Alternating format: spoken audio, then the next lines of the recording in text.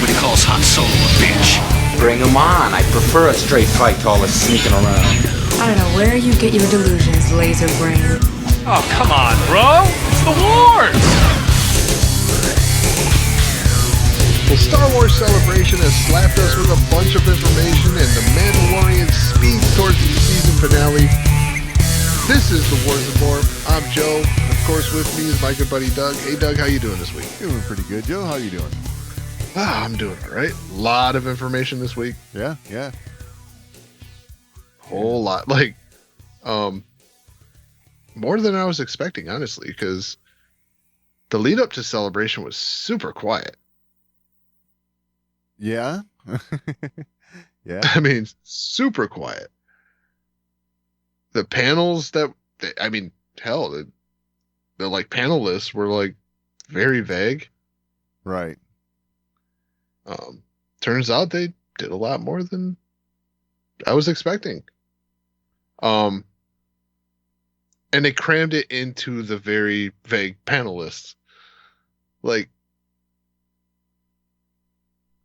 there was a lot of information packed in not a whole lot of panels, from what I could tell. Right. It seems like you had the big Lucasfilm panel that opened, kind of really kicked things off, right? Uh-huh. And they hit you with everything. Like, this is everything going on. Yeah, exactly. And then the rest of Celebration was just like, oh, there's the Ahsoka panel we were expecting, and they gave us just a little bit more information. Yeah. There's the Bad Batch panel we were expecting. Oh, hey, look. Season 3. You know, so Right. they crammed a lot into not a very packed panel schedule. And then they talked about what they talked about at the beginning. Right. Right. It reiterated for days. Yes. So, obviously, we got to talk about the big 3 announcements. 3 films. Ah, those 3. Gotcha. Yes. 3 films. 3 Star Wars films being added to the docket. And ironically, they're not any of the films, the 18 films that were on the previous docket. Exactly. So we do I was understand... like, oh, this is such a bad look. This looks like you're just like naming films that are never going to come out for Right. Celebration, to have Right. content for Celebration. Exactly. We do understand if you are not super excited and thrilled that you heard this was happening, because Right. you have been let down before. We'll just, we get it. I mean, and absolute radio silence on films that were on the list. Right. Oh, yeah. And not the ones that were being hyped up, like the Patty Jenkins one. That's not the one that I was expecting some information on. You know, what I want to know is, where's the Taika Waititi film? Right. That has been radio silence since its announcement. You are correct, and I have heard rumors that it might be In the can? converted. Like the Taika Waititi movie might have become the James Mangold movie. Yeah. Like, who knows? It's all speculation, but it's weird. It's weird. It's weird that like where's Ryan Johnson? He's making Knives Out movies. Which I got to say, yeah, go ahead and make those. As opposed to Star Wars. Right. I mean, at this point, absolutely.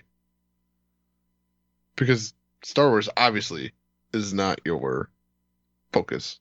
Right. So,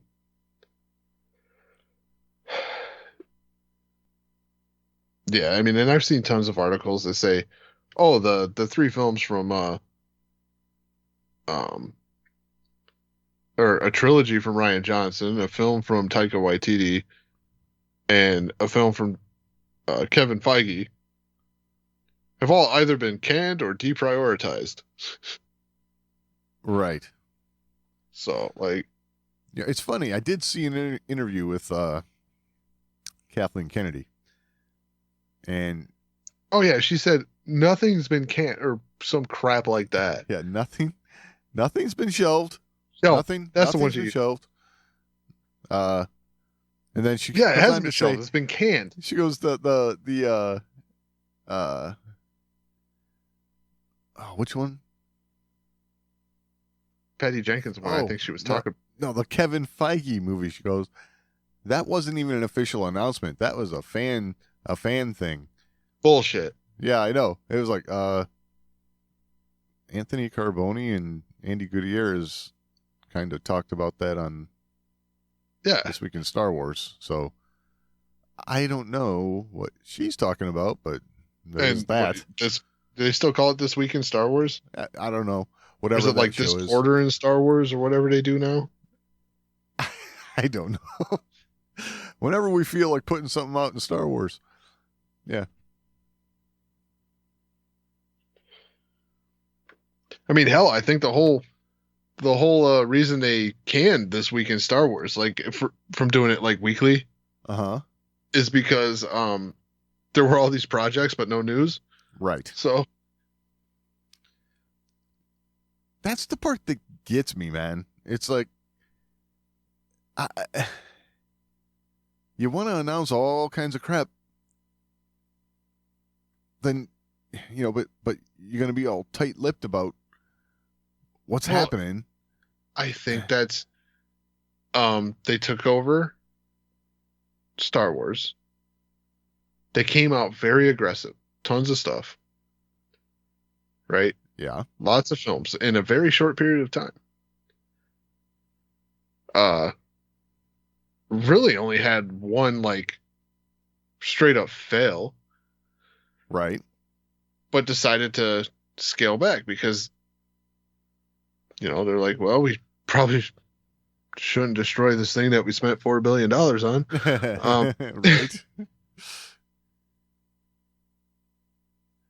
Right. Yeah. But I think this is they want to continuously do celebrations. There was a pace that started with celebrations really right before the Disney acquisition, I think, right? Yeah, I mean, celebrations were, they started Every off few years. every what? Every few years or so, right? Something like that, or yeah, every other or every third year, yeah. And then, yes, all that kind of picked up with the Disney acquisition, and Right. They had some that were a year or 2 years apart. Like they got really frequent with celebration. yes, And I think what happened was they in a quest for having something for celebration, they're like, oh, we're going to do this, this, and this. And they announced a bunch of stuff before they could really get going, right, before it was even really pitched. yeah, Like someone said, hey, I have an idea to do this. And they're like, yeah, we're going to do that. And then they actually get a treatment and they're like, wait, we're not doing that. exactly, As opposed to, you're coming to announce something at Celebration with a trailer. Like until you get a trailer now, like with Star Wars, until you get a trailer, it ain't happening. right. Like that's where we're at now. We do not believe you until there's a trailer. I like that. I mean, that's about the.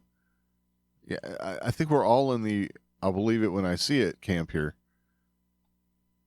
'Cause- Like even a like good poster, not just some fancy font.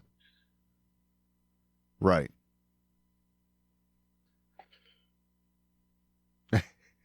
Or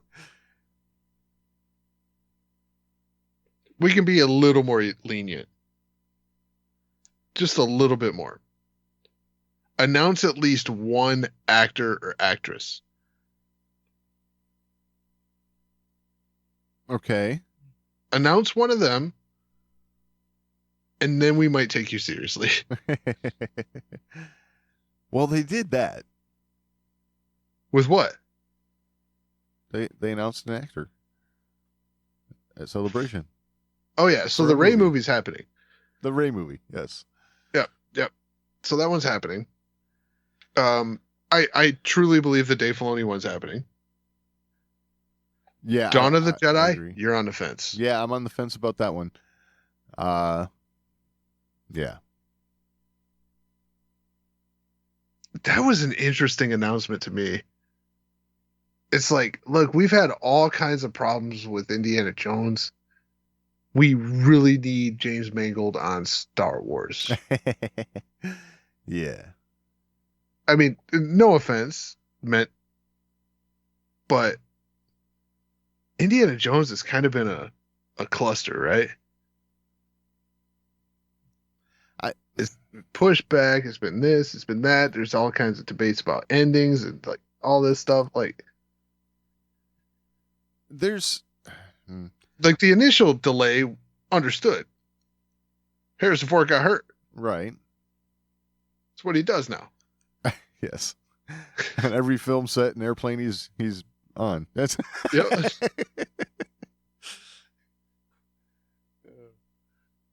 So yeah, I don't know. I mean, there's a lot of things that went into that getting pushed back, I think. I'm not so sure that it was like a disaster. It's not like it No. was a solo production disaster. Here's what happened. Disney Plus. Yeah? Why I say that? Why is that? Because it's obvious they forgot how to make films. Yeah. They went all in on Disney Plus. Films were like backburnered.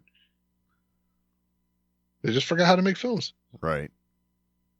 I mean, there's been a couple Marvel films come out. Like, dude, marketing at Disney right now is so bad. Like, I didn't even know that there was an Ant-Man movie coming out. Really? Yeah. Wow. Like, until I saw like a trailer that said, or a like trailer and thing that said like in theaters Friday, I'm like, wow, that's not good. I watch a lot of sports, and this is the first I'm seeing this. Just saying. Yeah, that's a problem. Like normally when you got a film coming out, it's some sporting event like big weekly Monday Night Football or this or that. You're getting an announcement. Right. Or if not an announcement, like a first look, right? Because that's when people are tuned in.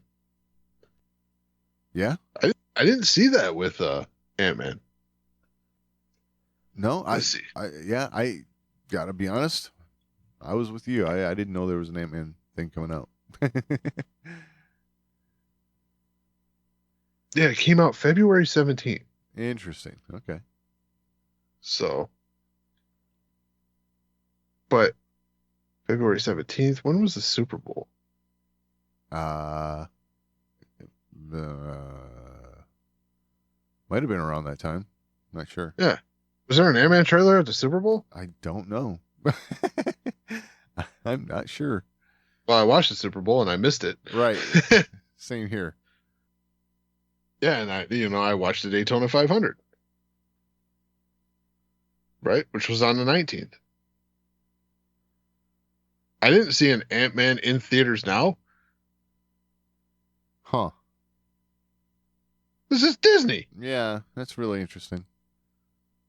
So, yeah. Okay, either way. Back to our 3 announcements. Right. We got Dawn of the Jedi. Directed by James Mangold. Don't know what's going on.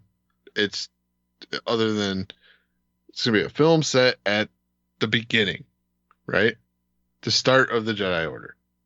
Right. So, before the Old Republic. Before, and they went all in here, man. They updated the timeline. Oh, did they? They did. Oh, this is great. Okay. Yeah, so you have like all these eras, right? You got the Dawn of the Jedi, the High Republic, or the Old Republic, the High Republic, Huh. Age of the Empire, the New Republic. Like you got all these eras. Yep. So, hey, you're going to start messing with the timeline. You better come through. Yeah. For sure. This has got to be something that that they nail, because if you miss how the Force was come about or something, this is gonna not be good.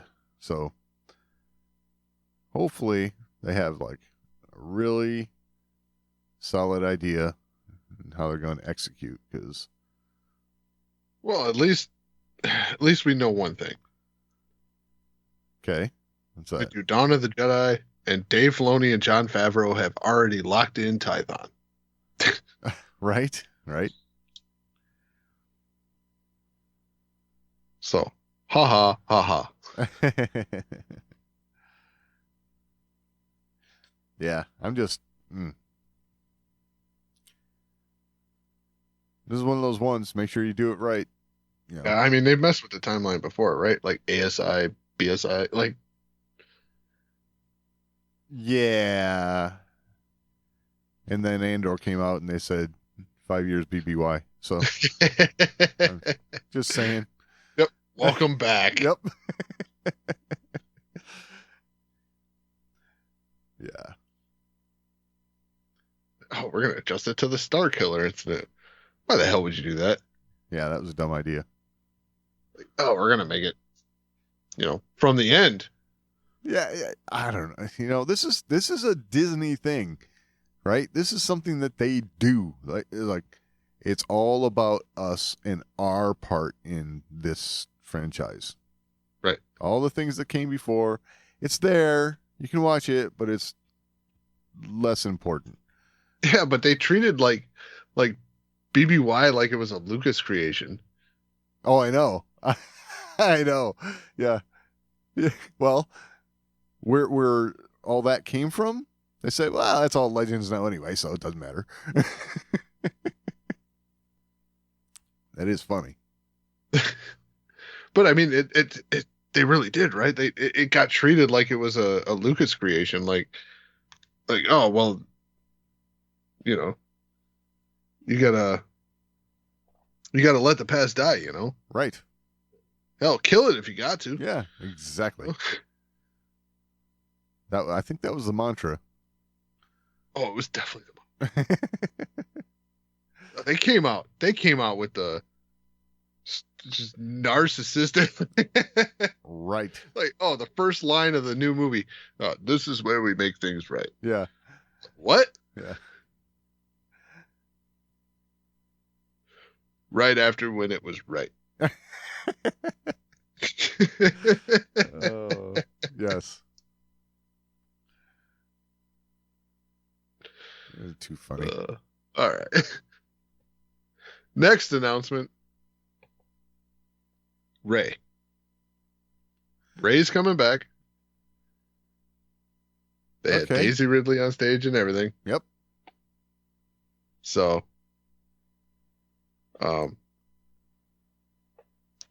much like Lars Mikkelsen, she's the liar. We'll get to that. Nice. Yeah, she said she wasn't coming back, right? Like, Right. maybe down the line. Right. Well, this movie's going to be down the line. What'd they say? What? 9 years. Oh, is that how long it's going to be? I think that's what they said. Oh wow. Okay. Oh no, 15 years. Wait, Oh, wait, Daisy, wait, wait. Daisy Ridley doesn't look 15 years older. In the timeline. But what I'm saying is, like, when's the movie coming out? Oh, never. No. Um, Oh, stop. Oh, that's too horrible. What? Isn't it 25 or something like that? Isn't there a Yeah. movie supposed to be coming out in 2025? Maybe. Okay. That's possibility right there. So don't quote us on it. It's possible. But okay. So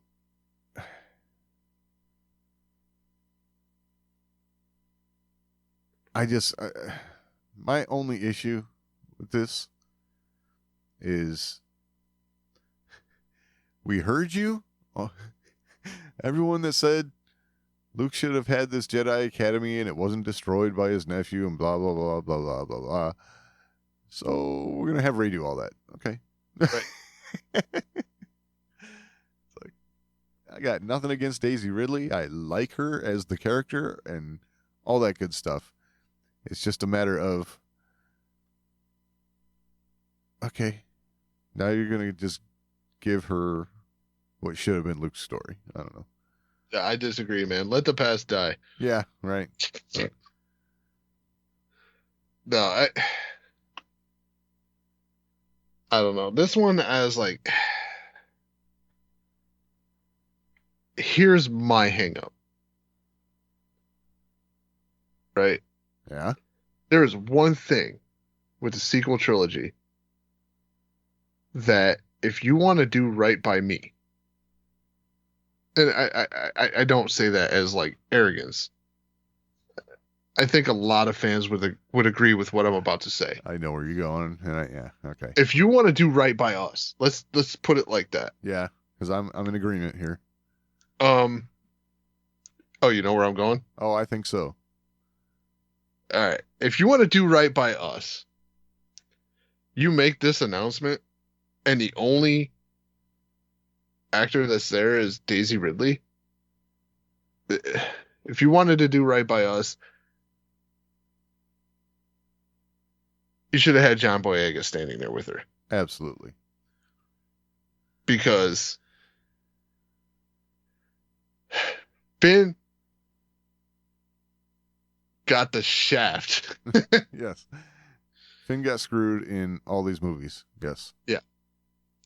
Yeah, and Finn was used as a character for just teasing stuff. Right. Just teasing stuff. Rey got an arc. Yeah. Or like at least like a gently sloping straight line. Right. I like that. That's good. Probably more accurate. Yeah. Pretty gangster out the gate. Yeah. Yeah. But Finn is the character that I feel like a lot of us would be clamoring for in this. Rey is the lead, fine. Yeah, totally. Rey is the Jedi when we part here. So, but Finn is the Jedi in waiting. Right. Everything that we've been set up for, all the hints and all that in these movies, Finn's like, hey, I got to tell you something, well, this is what we need to see, Rey's Jedi Academy, that could be the sign above the door. Go inside, Finn's teaching a class. Something. If it's that far down the timeline. Oh, yeah. 15 years? Yeah. It's like, that's the Finn's sort of the thing Jedi. that needs to happen. I think the problem is, John Boyega is just like, Yeah, I'm They done, pissed him off more than us. done with you guys. Yeah, exactly. But that's where my head's at. This is this is the untold story of the sequels is Finn. Right. You know, you brought this guy in to have him run around to scream Rey for 3 films. That is exactly what happened. It's exactly what happened. You know, and every time you started building him, you know, hell, he was about to stop being selfish and worried about himself and like sacrifice himself to save his friends and everything, and then that got screwed up. Right. You know? And I don't know. That's the character that I want to see more of. I want you to do right by. Like, it's Finn. Yeah, totally. That's missing from this announcement for me. In this context, that should happen. In the context of a Rey movie, yeah, that should totally happen.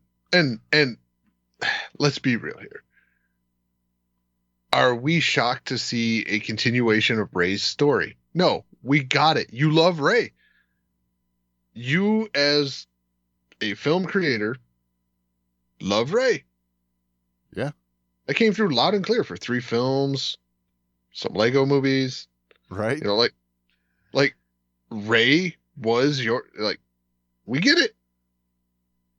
This was your Luke Skywalker. Exactly.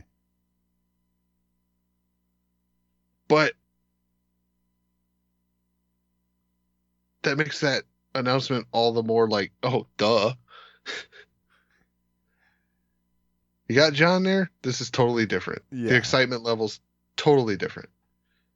Oh, absolutely. I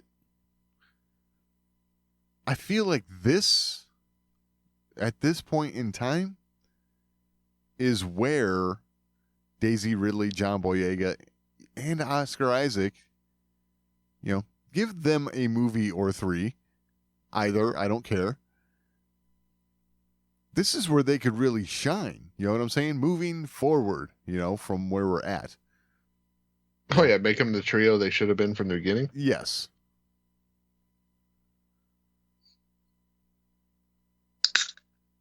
I just don't think you know, they tried to do too much, you know.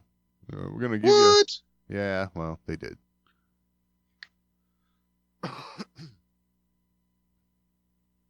That, and to use my favorite phrase, they don't know how to send emails. Yeah. Right. Or communicate between 2 people. That's what I'm getting at. Yeah. All right. And then lastly, Dave Filoni is going to be directing a movie that will, I don't know if they said that it's going to be like the final climactic event for the Mandoverse, or if it's just a Mandoverse mashup. I think we have no choice but to believe that this is going to be the climactic conclusion. Yeah, this is going to be the end of the Mandoverse shows. Right. This is going to be the wrap up. Like, yeah. I have my hangups with this one. Okay, why? I don't know if a feature film is the right way to go here. And when I say that, I say a feature film. Because here you have a format that is already pushing the 40-minute plus range. Okay. And you're going to make a, let's just say anywhere from like an hour 45 to 2 hours movie. Is it going to feel that fulfilling compared to watching it on Disney Plus? Well, I feel like with the long format that you're getting, like, well, it's is short format, right? But I say that long format, like you're dragging it out over multiple weeks. You're telling these stories very slowly. And then you're going to do a film that's going to tell this story very fast. Yes, but there's going to be a lot of lead up to this. I got to be honest. I feel like this is probably the smartest business decision that they've made so far. Right, but I have a problem with the single film. That doesn't matter one way or the other. This is why. Look at what DC's done with these mashups of shows. What Marvel's done. These are like, when they do it, there's like these 3-week events across all the shows. Okay. You know, like it takes time you're talking, it's like 3 hours. Okay. It's 3 hours to tell this tale for this big event. Okay. I'm still failing to see where the problem is. I just feel like the pacing is going to feel off. I think it can be done. I mean, it's going back to what I was saying. Smartest business decision Disney's made with Star Wars so far. The Mandalorian has been super successful, right? Ahsoka show, everyone's on board. Okay. Whatever else is going to play into this thing, whether it's Book of Boba Fett or if it's Skeleton Crew or whatever else there is, Rangers of the New Republic. Yeah, not that one. Whoops. Having this thing that's going to be in theaters, it's going to be, I'm putting my fingers up for air quotes, Star Wars in the theaters, okay? Which is going to be a big deal, no matter how you slice it.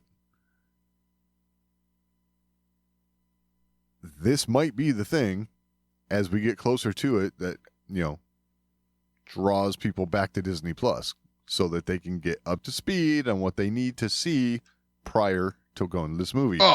Not that you're going to have to see it, but people are going to want to be up to speed before going to see it. Okay. I like that perspective. I mean, as far as being able to get the whole story told in a couple hours, I think it can be done cleverly enough, if you don't try and pack too much crap into 2 hours, There's going to be a lot of story, but we're still in the setup for all this. You know what I'm saying? This is going to be the culmination.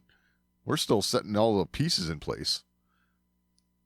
I think we're a little early to be saying there's going to be too much to go into 2 hours. I'm not. I'm saying you're looking at one format moving to another. Right? Because you're telling a story very slowly over several weeks, 8 weeks in this case. 8 weeks at,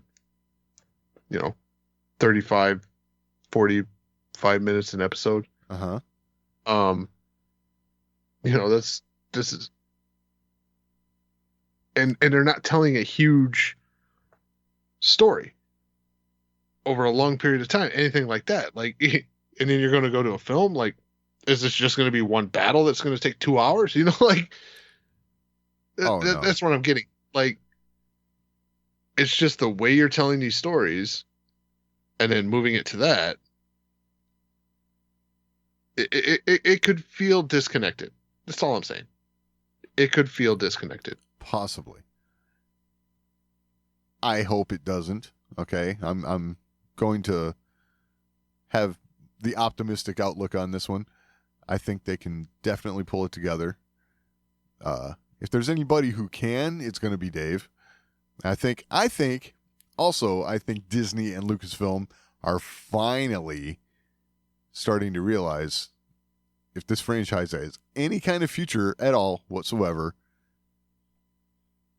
he's got to be right at the top in this company. I'll say like the thing I look to for like maybe this was a way to go about it is I look at Obi-Wan. Right? Obi-Wan Kenobi. Yep. Limited series. Long episodes. Yeah.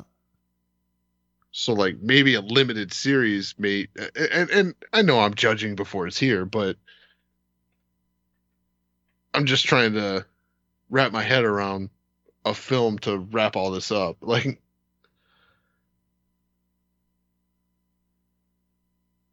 Well, guess we'll see how it all folds into it yeah. and how they execute like how fresh is the film going to be? Like are we going to like finish up Ahsoka, finish up The Mandalorian and then wait 6 months? Or are we going to be watching episodes in that season and then bang, here's the movie? Well, Like execution will be important here too. it will be. And now this is actually a good point you're bringing up here that I like. It would be very prudent of them to finish up whatever the last series is going to be that plays into this, and then within 6 months release this movie. Because Even better, like I'm watching the season finale of The Mandalorian on Wednesday, yeah, go and Friday. I'm going to a midnight release on Thursday for the film to wrap the whole damn thing up. Yeah, good luck. I don't think that's going to happen. But But you want to get me pumped? Do that. well, Just saying. Yeah. Or a week later. Like a week later, right? yeah. I mean, it'd be awesome if they could do that. I just don't know if they can. I mean, production is going to be a thing here. Oh, I know.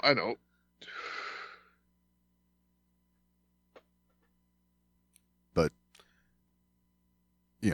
if you can have some sort of production going on at the same time,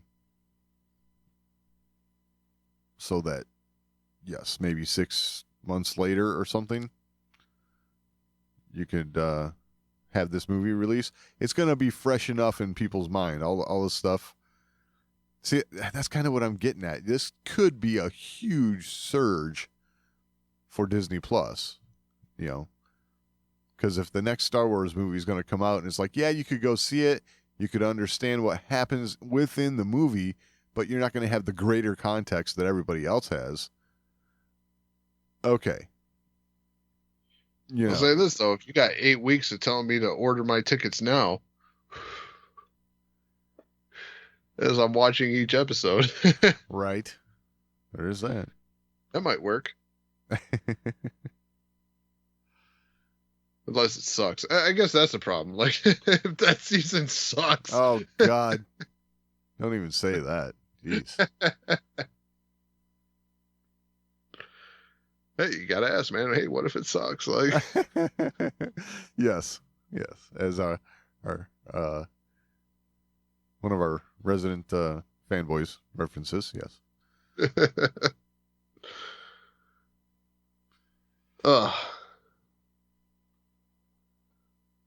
But yeah, those are the big announcements. There were a lot of other announcements that we'll go over the coming weeks. Right. Visions, The Bad Batch Season 3. All these things have limited information right now. Right. The Acolyte. Now, there's a trailer for Visions, but it's Visions, man. It's a whole lot of flashy, different animation styles. Not a whole lot of substance there. It's not like we can say, oh, they're going to tell this story or that story. Right. It's Visions. We went over Visions last season. It's cool. Yep. It's what it is. We always had more to say about the artwork than the actual story, right? Yeah, a lot of times for sure. Because it's just you're getting showcased different styles of animation. So the Acolyte Limited. Yes. So We'll leave it at that for now. Yeah. yeah. Yeah, I mean, it's limited what they said, and some of the things that they had to say, I have thoughts on, but we'll leave it at that for now. Right. Tales of the Jedi Season 2. Right. Once again, an announcement. Yeah. That's what's there. It's So, almost like they decided, hey, let's do this while they were at Celebration, right? I mean, it's like walking down the aisleway.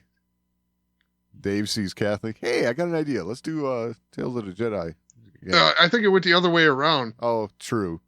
Kathleen Hey. Kennedy stopped Dave, and she's Hey, like, Dave, I Dad don't went think over." they believe me. Tell them about Tales of the Jedi. They'll Yeah. believe you. Exactly. Yes. That's exactly how it went.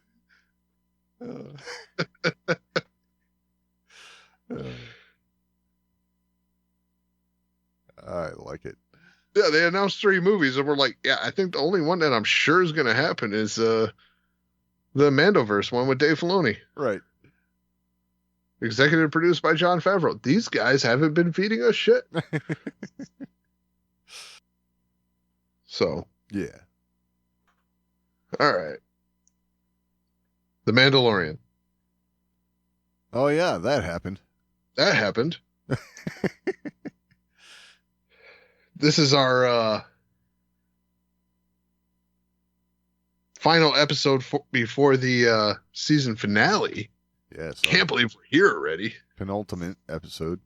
Yeah. Yeah. It feels like it just started, and it's coming It to a feels close. like Bad Batch just started. True. And we're like, man, we're going to have so much Star Wars to talk about for a while. Right. Well, here we are. Yep. And of course they threw Celebration in there, so like we can just cram it all into like, a couple months. And we're going to be like, I don't know what to talk about. Yeah. Oh, I'm sure we'll think of something. Oh no, there's plenty on the horizon. I kid, but Right.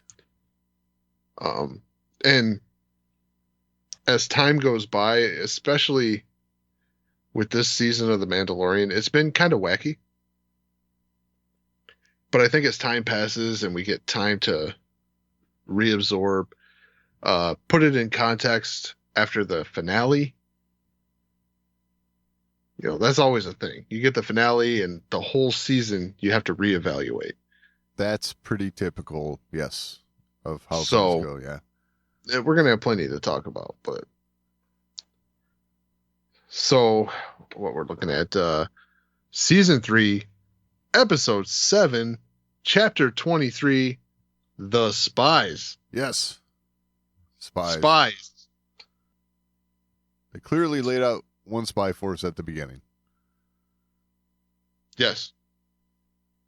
And then I don't know. Yep. Still waiting on number 2 Right.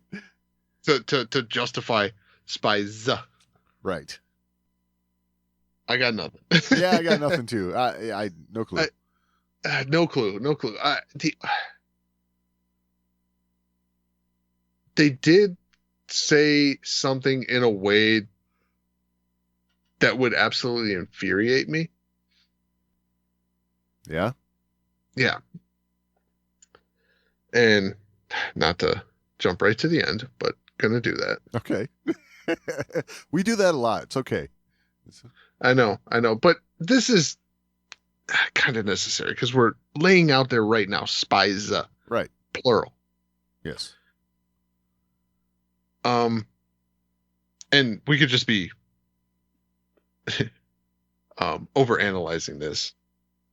They're saying the spies, like there's spies in the galaxy. Right. We laid one out there. We're just saying there's spies out there.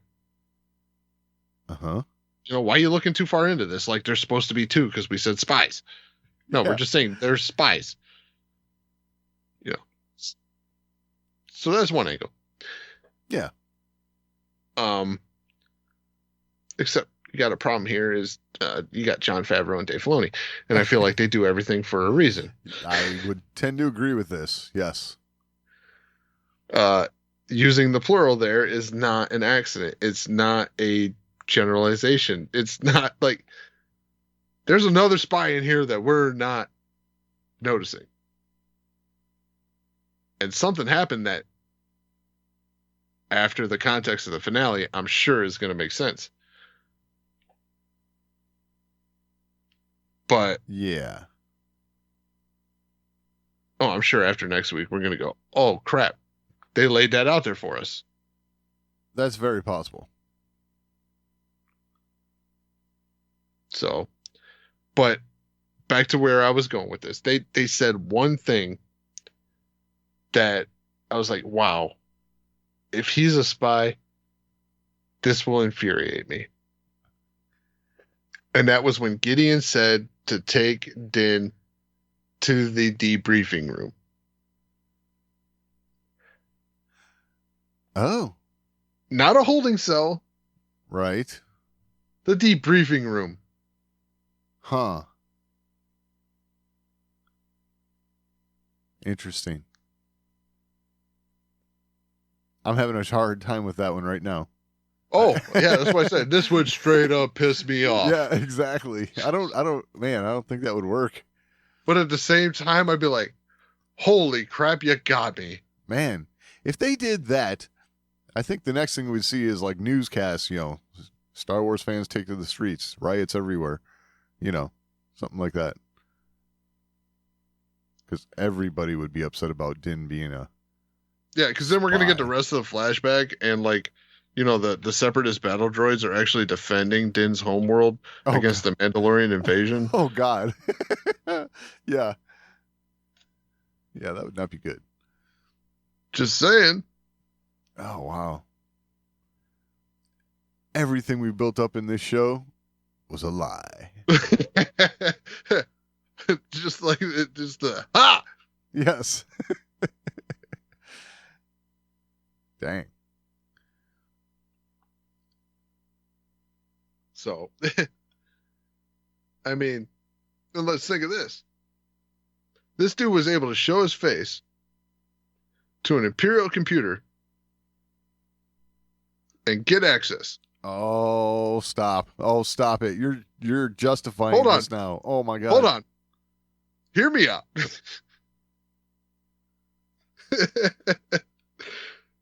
I always thought that was weird. Yeah? Yeah. You mentioned Like, it. he's like, oh, God, take the helmet off. Now all of a sudden, he gets access. Right. Is this dude an Imperial spy? Oh, man. Stop it. I don't want to believe it. Could happen, but I don't want to believe it. He didn't kill Gideon. Right? Yeah. This can't be. That's where I'm at. No. I'm trying to think of another. I'm not coming up with anything else, but just like the one that stuck out to me was when he just like takes his helmet off and then gets access to an Imperial computer. I'm just like, that doesn't seem safe. Like they were just looking for a face. That seems dumb. Yeah. That always seemed off to me. And that was hanging in the back of my head. Like way back there. Not even close to conscious. But he says, take him to the debriefing room. I'm like, why would you go to the debriefing room? Like, go torture that dude or something. Like, Right. do something bad guys do. Debriefing room? Yeah. There's just something to that word. I gotta be honest. I didn't even really think twice about it until you brought it up, and now it's like starting to worry me. Like, huh? Yeah. like I just like the spies. Debriefing room. This dude can access an Imperial computer with his face. Right. So weird. Weird. Yeah. Okay. something to ponder on, because, yeah. And I'd like to point it out that they have thrown a lot of curveballs at us over the years, Yep. particularly in animation. Dave Filoni. This is kind of what he does. Oh, yeah. Yeah, he's good at it. No doubt. This is one that we would never see coming. Right. Never. And I think at the same time, we're led to believe this is what's happening. After like putting it together, it's like, this seems kind of like, yeah, they kind of want to lead you down this road.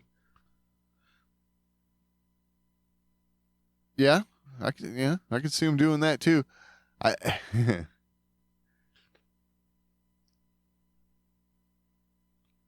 mean, I'm sure a lot of people aren't making my batshit crazy connection with the computer in the Bill Burr episode. But True. like that, for some reason, always kind of ground my gears a little bit. Yeah, and I understand why, and it makes sense, your thought process, but I got to be honest, I didn't put it together. I'm just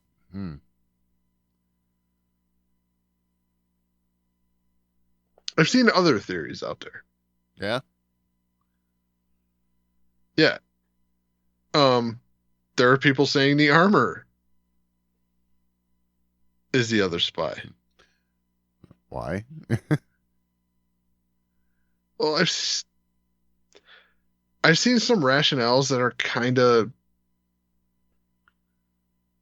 okay. You didn't really see these things, but mainly, how the hell was she the only one to kind of like, not leave when the Imperials get into sewers on shit. Navarro? Yeah, but we saw her beat the crap out of stormtroopers. I mean, she was but they're cracking stormtroopers. helmets. They're expendable. You can kind of sell it. Eh.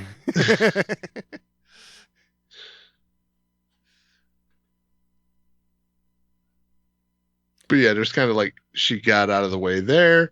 She's the only one to go, hey, wait. I'll do it. I'm going to get the hell out of Dodge here. Right. Take the sick people back to the ship. Again, not buying that one. Not buying that one.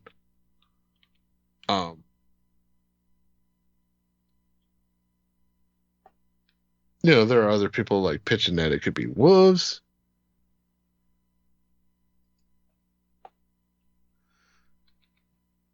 Maybe, but I could see him just like, I'm getting paid, right? Like, kinda, yeah. He's more along those lines. Yeah, totally. I mean, I'm gonna be honest because I saw the title, like The Spies, right away, and I was already on the lookout for spies. Right. I was starting to think it was Paz Vizsla Oh yeah. for like ever. Like, I'm kind of thinking there might be something up with this guy. Okay. And then he goes and like covers their back at the end, and Yeah. well, it's not him. Yeah. He did a very Mandalorian thing, like this is the way. Get the hell out of here. But I mean, the other thing with wolves is like he says he's gonna go get help. How? I did have that thought. It's like, okay, what are you going to use your jetpack to To fly get to all the way ship? up to the fleet? I don't think so. You got no comms outside the planet because of the atmospheric interference. Right. The gauntlet's gone. Right. That's what you came in on. So, where are you going? Why are you leaving this fight? Yeah. Like, that one made sense too. That one is odd because I did have all of those thoughts when when he took off. Yeah.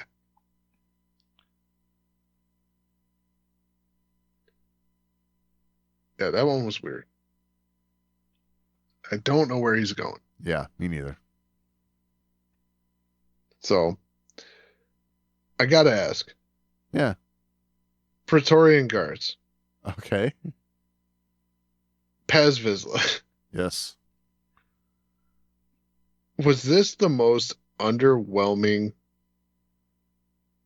like, I held him back scene ever for you?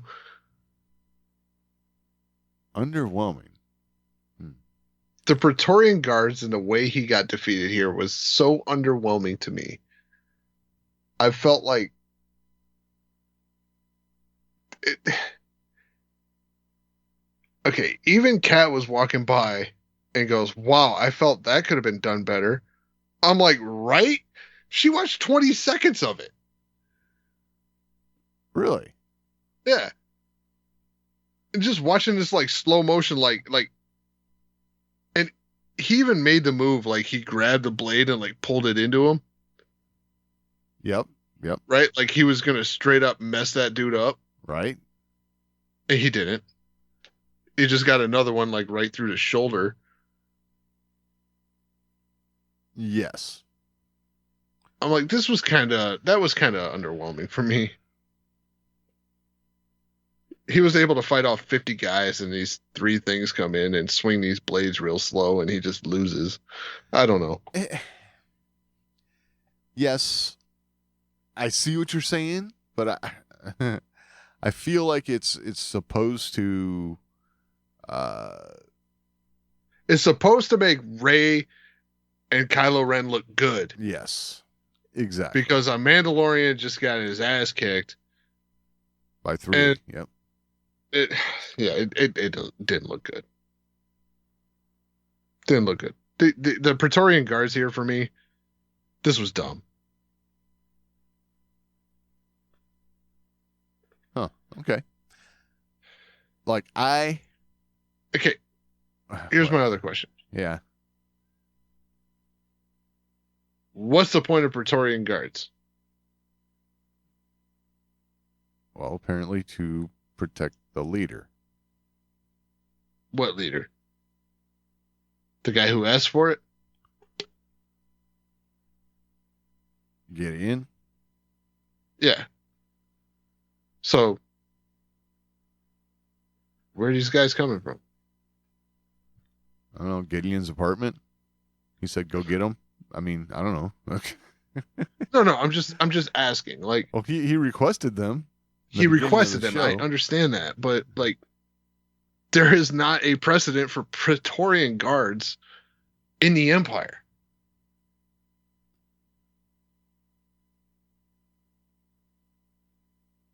Right, but these are coming from The Empire, Hux and Paleon. Daddy Hux. Yeah. First Order type stuff. Daddy Hux is working with the First Order.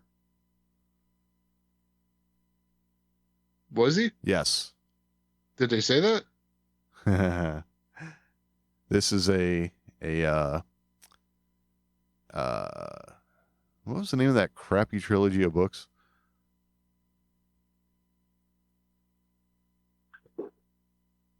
Aftermath? Yep. Yes, that comes from Aftermath. So he was working with the First Order already? Yes. This whole Necromancer project and all of that.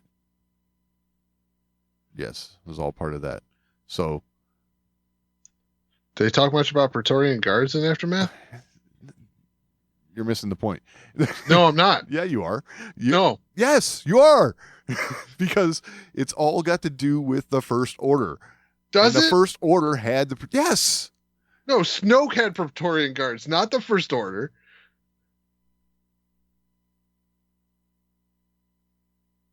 So Snoke's not part of the First Order, or He the is, leader? but he's the only one that had Praetorian Guards.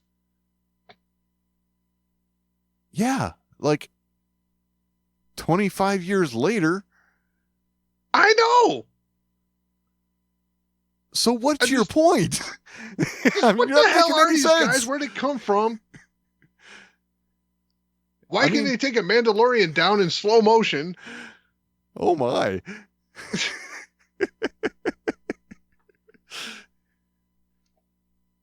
I mean, this dude did some cool stuff. Like, he's got this, like, Gatling gun thing going on, right? It overheats and he starts beating the other dudes with it. That's cool. Okay. And then, I'm gonna get you.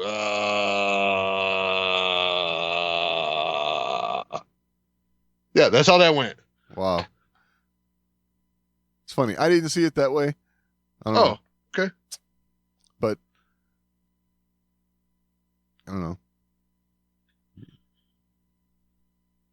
You didn't like the pace. You didn't like the Praetorian Guards. No, I don't know. I don't. You don't like Star Wars. I got it. Oh, God.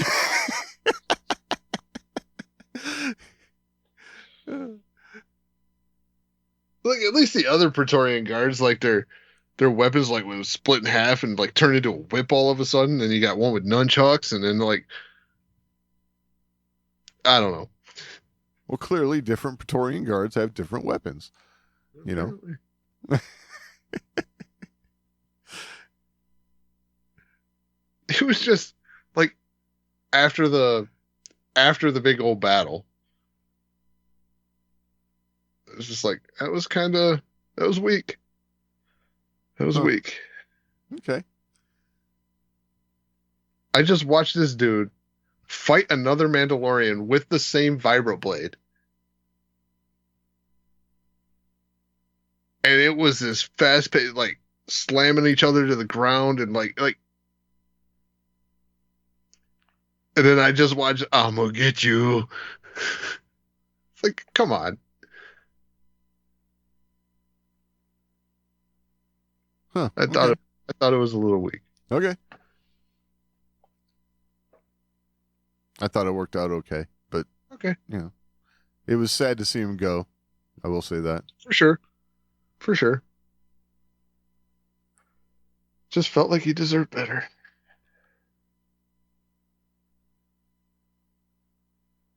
Yeah, I mean,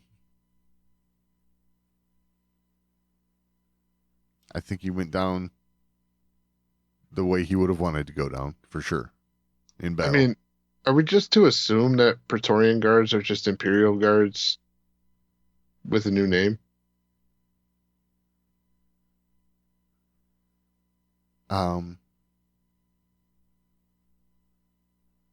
I mean, guess- obviously not, because these ones actually guard stuff. The other one's just staying around and leave Get us. thrown into walls. Yeah. Well, yeah, there's that. But I guess I'm using the Imperial Guard as an example for myself, right? Like, when did you see Imperial Guards?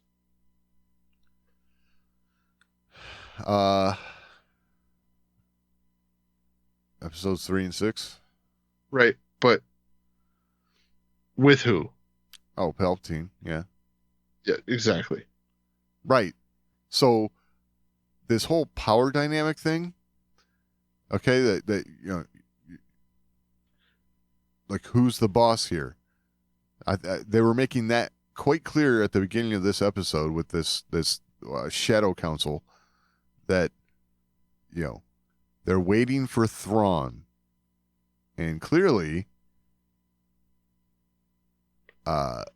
Gideon made the request for the guards, so these guards could be for Thrawn, who's supposedly the leader at this point when he gets back, whenever that'll be.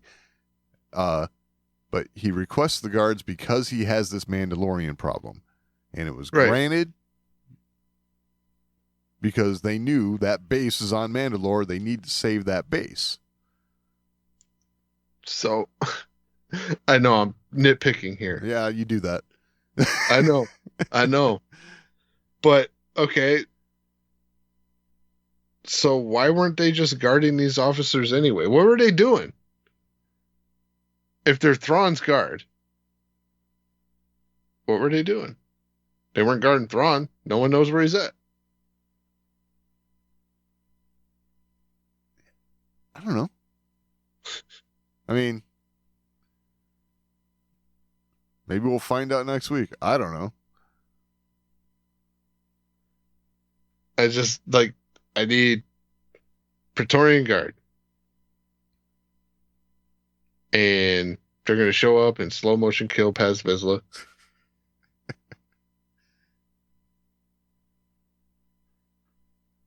I'm sorry, they showed less skill than the Imperial jetpack guys. So, like, Paz Vizsla, after he got done, like, killing the 50 Imperial jetpack guys wearing Beskar armor, he's tired. Okay. yeah. Yeah, he's just worn out. I mean, okay. What do you- So, okay. I mean, the dude got beat down pretty good, but, I don't know.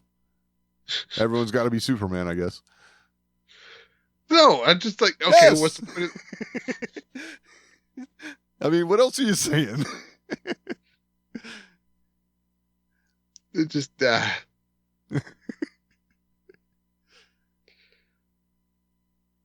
I got one scene in the whole thing where I'm like, this is bad. Yeah, but you're nitpicking about the Praetorian Guards and where they come They from. were bad. Huh? They were bad. Like, They it were was bad? awful. Okay. That's my main point.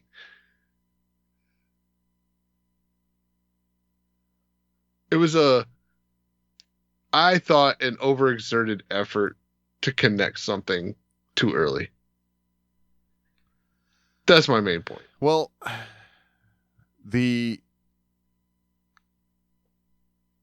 by this time in the timeline, the First Order is a thing. And if you have a First Order, why wouldn't you have those guards? I mean, why would you? I don't know. Why wouldn't you? I don't know. But apparently they do. So, Damn, that means Thrawn's going to live for like 10 minutes when he comes back. I feel like that's true. No, I think he's gonna have to. I have thoughts on Thrawn coming back, but I don't know if that's for this episode of the show. But I do have thoughts. Okay. You have to remind me on that. Good luck. I'm Okay. still going to be bitching about Praetorian Guards 3 weeks from now. So let's talk about something else here. Something that I kind of want your take on, because I'm not sure where I am at on this one.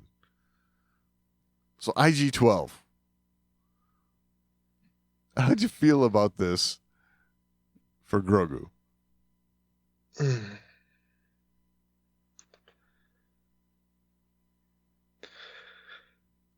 I'd feel different if he got in a fight. Okay. This kind of being a clumsy droid walking around, Uh-huh. I don't know. We'll see. This is one of those things that I think the finale or something going forward will make it make more sense. Like, if he has better control over this in the future, it's just like, oh, he was still figuring it out. Right. Like, Yes. I'll agree with that. because I think it is a cool idea as a mechanism to get him in the fight. Okay. But then they tuck him in the corner. Right. So, I don't know. So, I think it has potential, okay. because if it has the same potential for lethality as a IG droid, Right. it could be cool. Yeah. It could be cool, especially in the hands of a Force user. Okay. That's where I see its potential. Okay. Is if through using the Force, he could have the same kind of reaction times and awareness and all of that kind of stuff that the IG unit had, IG-11, the badass way we saw him fight in the first episode of The Mandalorian. Yeah. But his is all computer processing, right? But through the Force, sentient can operate just as quickly and, if not better, right? So because a computer is not going to predict the future.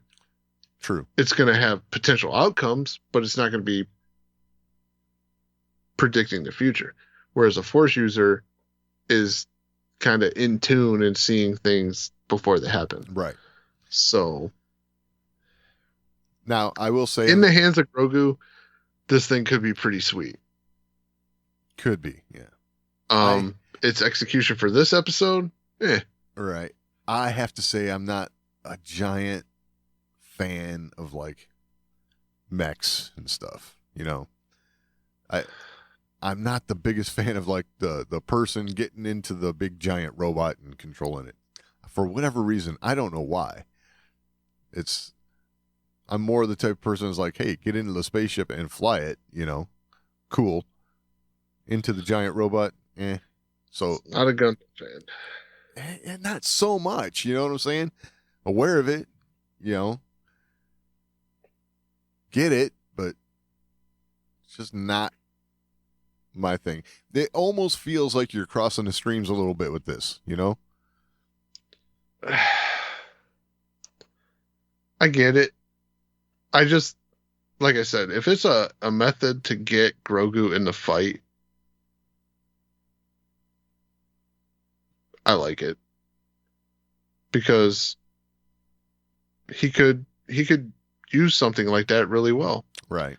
I feel like it was a method to bring in the little Babu Frick creature again and say, no, bad baby, no squeezy. Right. Just to get that line in there. That was funny. I felt like this was all for that because they just tucked him in the corner for the rest of the episode. Right. Except for when he broke up the fight. And had it as a mechanism for him to be the annoying baby. Oh, yes. Yes. Just smacking the button. I got a button. I'm going to hit it. Yep. Hey, kids do that. I know. I don't dispute its accuracy. Yes. I'd like to point out again, he's 50. Right. But right. Apparently understands everything you're saying, but can't talk. So, yeah. Yeah, I mean, definitely understand why there's not more of the species out there because they're not set up for success. Right. So, okay, Well, he did use the suit and broke up the fight between Axe Wolves and Paz Vizsla, which... the better fight, yep. Huh? The better fight, yep. Right. So, I thought the comment was odd because this is the second time we've heard this. Bo-Katan says, hey, you taught your apprentice well. And he's like, that wasn't me. They're making a point now to show Mando saying, I didn't teach him that. So, are we setting up for Grogu to change his mind again and want to follow the Jedi way or what? What are we doing here? I'm not sure and curious as to what you think.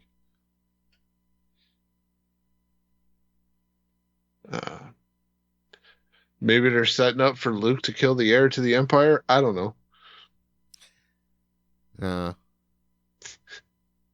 He learned it from Luke. Yeah. I mean, that's the only other option, but I mean, I don't know, just weird. It was weird.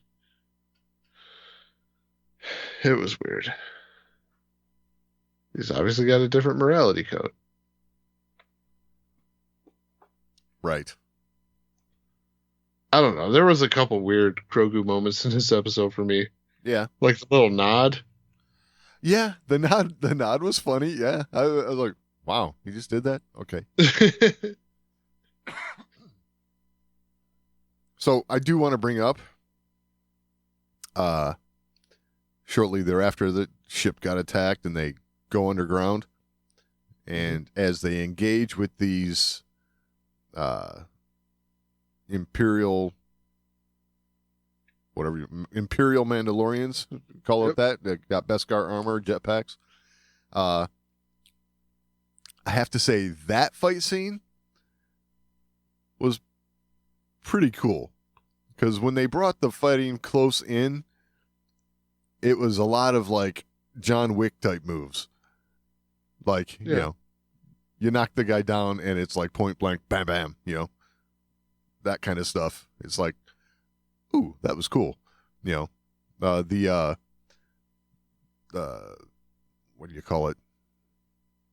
Almost like the line that comes out of their wrist gauntlet, you know, around the neck. Then you jetpack up. Oh, that guy's dead, you know. Yeah, I always liked that move, even in the Clone Wars. Right. So that battle scene I thought was pretty good. But a lot of that reminded me of like the real fast-paced John Wick type action. So that was cool. It reminded me of the Clone Wars. I mean, it really did. Like the Imperial Mandos. Yeah. Oh, I guess that wasn't the Clone Wars. That was Rebels. Rebels. Yeah, that was Rebels. What I'm talking about though is like some of the actual kills, you know, which probably didn't see the same in Rebels, you know, but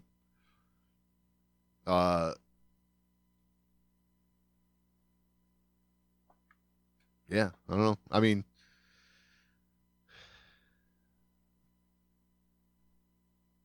to jump to the very end, did you notice the different arrangement for the end credits and the music? No. Yeah. It was different. What was different about it? Oh, it's just different arrangement. So, you know, different instruments playing the parts, and it was like a little different tempo and stuff. So, it little keyed more towards this episode, I think. Yeah, because Mando's a traitor. Because Paz Vizsla died, I think. And maybe because Mando's a traitor. You never know.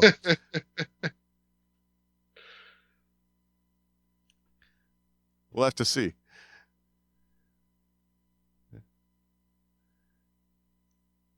Pretty funny, though. I this episode has left us with a lot of questions. Oh, yeah. Without a doubt. Without a doubt. And they came right out the gate with it, with the title. Yes, that they did. So, yeah. Don't know. I'm kind of at a loss. wasn't a bad episode. It was a good episode. No, it was definitely a good episode.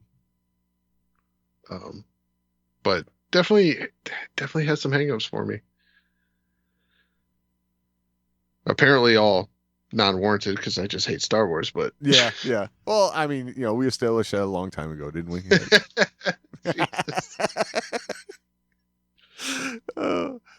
Sorry. I honestly feel like I'm not wrong here. I thought the Praetorian Guards were dumb. Okay. I thought it was the weakest part of the episode. I thought it was a really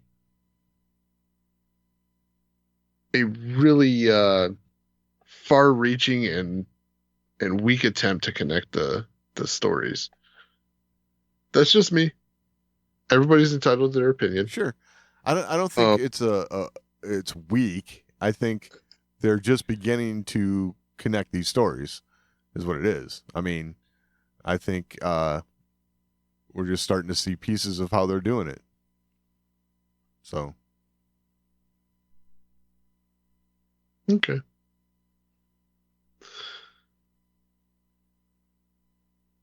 I guess it would just be different for me if I kind of understood what it means to be a Praetorian Guard. I thought it was a Snoke thing, Well, that's like all. it was an Emperor thing. That's all we know so far up until this episode. That's all we knew. Because You know? I mean, Hux never had Praetorian Guards going forward. You know, what was the other guy that had after him? Oh, Pride. Pride. He didn't have no Praetorian Guards. Right, but they didn't have time in that movie. Palpatine didn't have any. For Praetorian Guard. No, he had his Imperial Guards though. You know, I mean, Oh, really? which makes sense that the I don't want to say conclusion, but the thought you had there, where are these guys like like the next generation of those guys?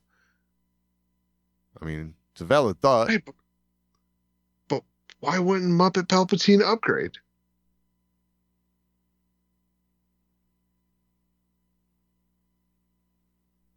I don't know.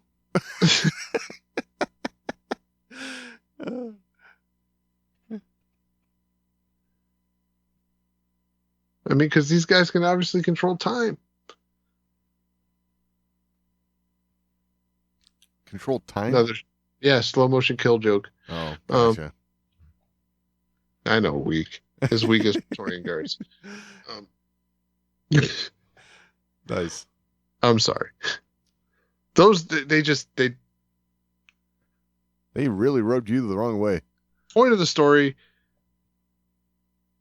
They were weak for me. They were, it was the tough spot of the episode for me. Huh. Don't know why, but it just didn't feel right. Didn't feel right.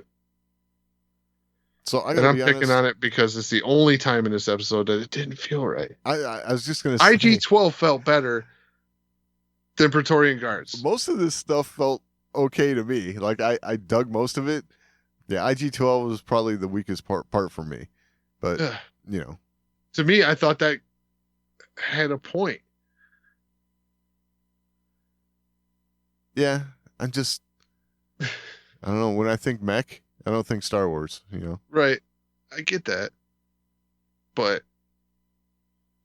I mean, just Darth Maul's legs, dude. Like, it's Well, that's different. It's I mean, what? that's Luke Nah, Skywalker's hand. nah. That's Luke Skywalker's hand. It's the same sort of thing. Yeah. Prosthetics, yes.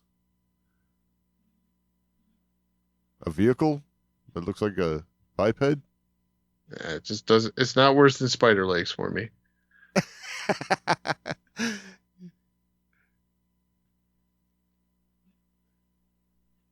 I don't know. Darth Maul coming back at all was kind of, that was a stretch that we all accepted. So, Well, I know, and this is one of those things that I may accept later on. right. Doubt it, but it's good. It could. Right. I just thought it was one of those things. Like they do this sometimes, where they want to connect stories and let you know where you're at, right? Uh-huh. Like they're making it obvious that we're in a transition here, and in order to do that, they call in his elite guard. So I guess the only thing for me that would make it make more sense is the First Order's kind of coexisting with the Empire. Like it's already in the works before Death Star 2.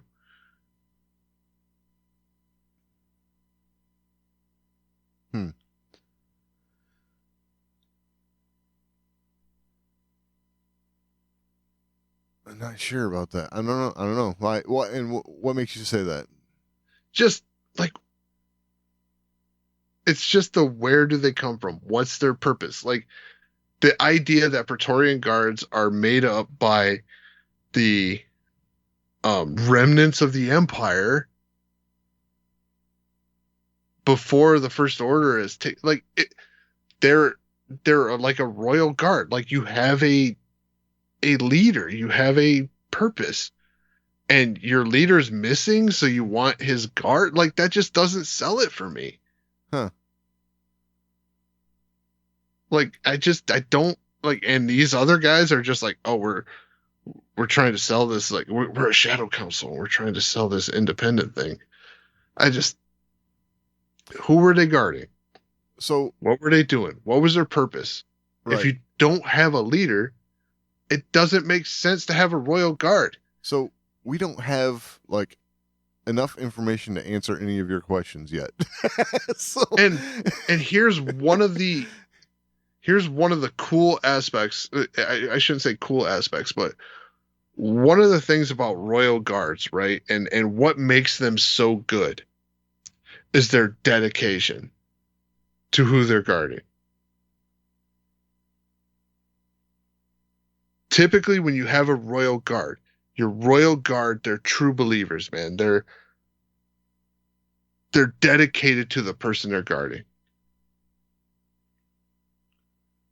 And they're just gonna like, oh, I got reassigned to Gideon. yeah, I mean, I would say yes. Come on. I would say yes, but that's a generality. I mean, that's not. I wouldn't say that is something that's like concretely established in canon or anything. But No, but know. the idea that you're creating this group, what you're using is kind of like how George Lucas does it. He draws from history or mythology Yeah. or something like that. And historically, when you have a guard like this that are that kick-ass, they're true believers, man. Yeah, makes sense. And they don't just take a new assignment to some guy who said, I think we need new leadership, after I just got captured. And escaped.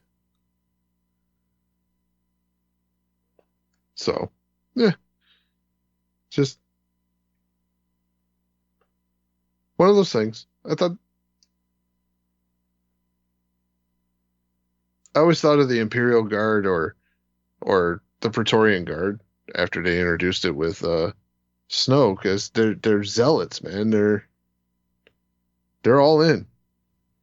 And they're all in for who they're guarding. And that's why you only saw them with these two people. You never saw Praetorian Guards again. Without Palpatine, you did not see Imperial Guards. I'm sure you did in some comics or some crap like that, but So,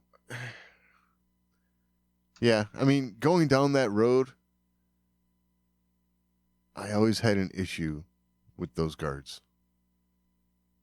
for both Palpatine and Snoke. it's the Secret Service idea, right? Like, Yes, but I always felt like your right hand was supposed to be Vader or Kylo Ren. So, I don't know. It was always like, why do you need these guys around if you have a Vader or a Kylo Ren?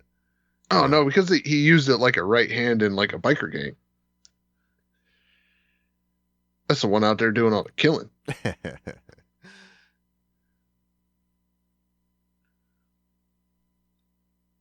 Wow. So, yeah, I don't know. But they're the ones that would take the bullet, right? Like, they got to be the true believer.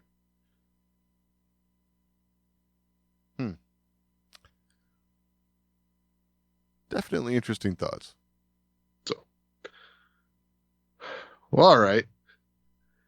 If you have anything to add, you want to tell me, I'm full of it. You can always email us, show@thewarsandmore.com. It's the best way to get a hold of us. We're also on social media at The Wars and More on Twitter, Facebook.com/The Wars and More. You can find all that and all the ways to find the show over at TheWarsandMore.com. Any final thoughts this week, Doug? No, I think we covered it. All right. We will talk next week.